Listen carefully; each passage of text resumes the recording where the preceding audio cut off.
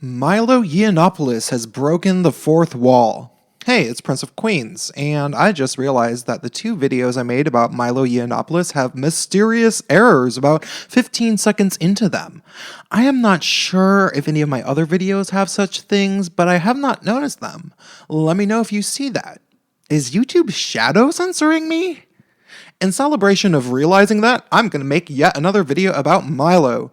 You see, I think in order to fully appreciate what Milo does, you have to have a bit of a dramatic interpretation about how exactly he rose to become a household name. I don't want to sound all super pretentious, but I have a theater and dramatic writing background, and I think I can explain exactly what Milo did if you can't see it. And it's pretty genius. I almost speculate that he had help coming up with the plan because he is such a good actor and game player, but I don't want to go too far down a conspiracy rabbit hole in this video. Here's the thing. What Milo saw a few years ago was that social media became a stage for the world to watch real people as if they were characters, especially Twitter, where everybody could be connected and also witness it. So he first inserted himself into that drama and became a major player. As John Ronson brilliantly pointed out in his TED Talk, How One Tweet Can Ruin Your Life, the ideologues of the world are currently winning, and they are creating a stage for artificial high dramas where everybody is either a magnificent hero or a sickening villain, even though we know that is not true. Milo took advantage of that to the nth degree and worked the sickening villain angle shamelessly. But of course, it is absolutely not uncommon that people end up rooting for the bad guys if they are written correctly.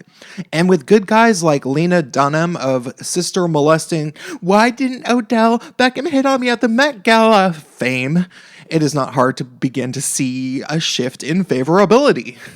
Milo had been gathering up momentum as a troll for years, and I had never heard of him, but what he did over the past year had been what makes the Milo phenomenon pure genius. He did what is called in drama breaking the fourth wall, and if you haven't heard of it, you obviously weren't a theater nerd. Breaking the fourth wall is when a character being viewed by the audience decides to address the audience directly and conversationally, and that is what Milo did basically as soon as he began speaking engagements. Milo admitted that he was a troll fully, but called bullshit on the entire show that everybody was engaged in. For a while, the majority of people resisted him. They continued to think that he was just an asshole and nothing more than that. However, like myself and other now fans that have started out reluctant, but have grown to kind of enjoy him, we realized that his entire presence was a gigantic in-joke, and once you saw it, you couldn't look away. He knew exactly what he was doing because he was fully aware that in social media, information age land, all secrets would eventually come out and nobody is safe from being called an asshole. So why not just play with that a little? Leslie Jones was a perfect person for him to go up against publicly on the major media news stage, and lots of people insist that she was aware of her role in the whole thing perfectly.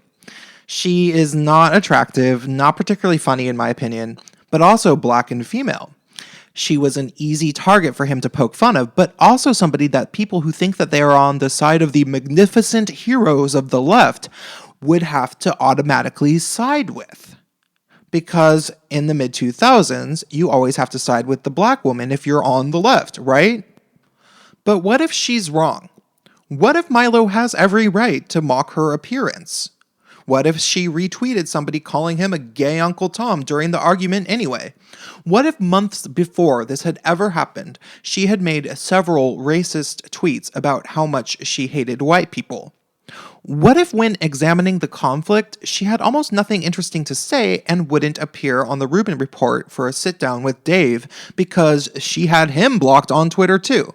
What if she's just an asshole too, an unattractive and unfunny one? Why was Milo banned from Twitter and not her? Then, when everybody hears from Milo on mainstream news finally, they realize he's actually quite likable, and they sort of start to side with him. They realize that instead of a sickening villain like they had heard, he was actually a lot more similar to them. He actually shares many of the feelings everybody has about social media, the same fears that they have about getting in trouble for saying the wrong thing at the wrong time. He speaks directly to his audience at that point, to all social media users. And that is where he broke the fourth wall. Sure, not everybody is in on the joke yet. Some people are still convinced that they'll never get in trouble and that they can say whatever they want because they are black, or because they are a fat woman, or a blue-haired, gender-confused freak with a beard. They can just say whatever they want on social media and they're always the victim, so it doesn't matter. But most people are starting to realize that without free speech, nobody will be safe. And I'm glad Milo broke the fourth wall and told so many people that. That's all for tonight. Stay tuned.